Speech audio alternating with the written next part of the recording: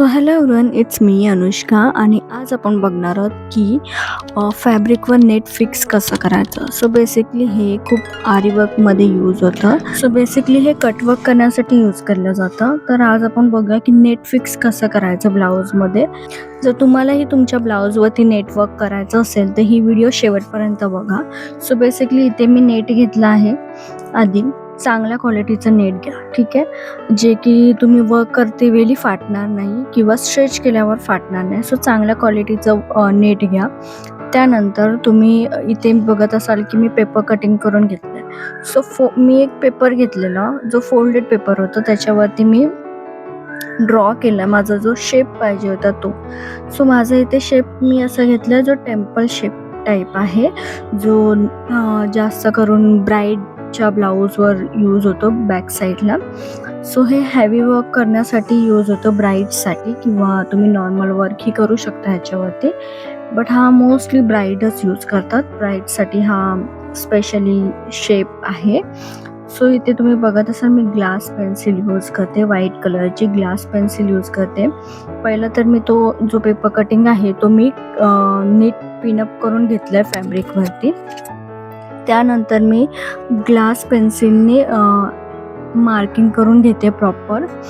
Marking करून झाल्यानंतरला मी जे corners आहेत, जे की तुम्ही बघत असाल जे कॉर्नर्स आहेत ते मी नीट मार्क करते. नीट थोडं राऊंड शेपमध्ये करते, थोडं आत घेते, कारण की तिथे मग करते वेळी आपण जे जरीच्या थ्रेडने जे आपण स्टिच वर्क करू, सो ते क्लिअर दिसायला पाहिजे आणि ते क्लिअर दिसण्यासाठी तुमचे पॉईंट्स पण क्लिअर दिसले पाहिजेत. सो इथे मी नेट घेते आणि नेटला मी जेवढं मला शेप पाहिजे त्याचं तेवढं मी कट करून घेते. आणि सो बेसिकली तुम्ही इथे एवढंच लक्ष द्या की हे नेट लावते वेळी तुम्हाला नेट स्ट्रेच करायचं आहे. सो इथे तुम्हाला नेटला खूप स्ट्रेच करून घ्यायचं आहे, बिकॉज स्ट्रेच करूनच लावायचं आहे, नाहीतर तुमचं जेव्हा तुम्ही वर्क कराल तेव्हा त्याच्यामध्ये थोडं गॅप दिसेल आणि मग जर कट केल्यानंतर ते स्ट्रेच दिसणार नाही, फिनिशिंग दिसणार नाही. सो इथे तुम्हाला नेट खूप चांगल्या पद्धतीने स्ट्रेच करून घ्यायचं आहे आणि स्ट्रेच केल्यानंतर त्याला पिनअप करून घ्यायचं आहे. सो बेसिकली तुम्ही इथे पिनअप केल्यानंतर असं चारी साईडने किंवा हर साईडने गोल प्रकारे असं तुम्ही मोठे झिगझॅग स्टिच पण देऊ शकता झरीने. सो तुम्ही आता बघत असाल की मी सगळ्या साईडने स्ट्रेच करून घेते, कारण की जेव्हा आपण झरीने स्टिच करू तेव्हा ते असं थोडंसं असं हे दिसलं नाही पाहिजे, नीट फिनिशिंग दिसली पाहिजे, म्हणून मी सगळ्या साईडने पिनअप करून घेतले. सो आता इथे मी जरीचं थ्रेड घेणार आहे, गोल्डन जरी थ्रेड. सो जरीच्या थ्रेडने मी जी आउटलाईन केली आहे त्यावरती मी सिंगल स्टिच करून घेणार आहे. आणि सिंगल स्टिच करते वेळी जर तुम्हाला असं वाटलं नेट खूप हलका असं लूज आहे तर तुम्ही तेव्हाही स्ट्रेच करू शकता. सो स्ट्रेच करूनच करा आणि लक्ष देऊन करा, जास्तही खेचू नका, नेट फाटली नाही पाहिजे. आणि त्यानंतर मी सिंगल स्टिच केल्यानंतर मी डबल स्टिच करणार आहे. सो इथे आपण डबल स्टिच केल्यानंतर झिगझॅग स्टिच करायचीच आहे, हे कंपल्सरी आहे. सो झिगझॅग स्टिच केल्यानंतरला आपली नेट थोडी सिक्युअर राहते. जर तुम्ही नॉर्मल स्टिच केलात आणि मग नंतर कट केलात खालून फॅब्रिकला तर ती स्टिच निघून जाते किंवा कटही होऊ शकते, त्यामुळे झिगझॅग स्टिच इज इम्पॉर्टंट. तर इथे मी सिंगल स्टिच करते, तुम्हाला दिसत असेल सो इथे मी सिंगल स्टिच केल्यानंतर कम्प्लिटली सिंगल स्टिच झाल्यानंतर मी डबल स्टिच करणार आहे. सो बेसिकली इथे कॉर्नर्स खूप लक्ष देऊन करा, कॉर्नर्स दिसले पाहिजे खूप नीट अँड क्लीन. त्यानंतरला कॉर्नर्स झाल्यानंतर आपण सेकंड स्टिच करणार डबल स्टिच आणि त्यानंतर त्याच्यावरती झिगझॅग स्टिच करणार आहोत. सो इथे कॉर्नर्स तुम्ही नीट क्लीन करा, सो ते खूप छान दिसतील.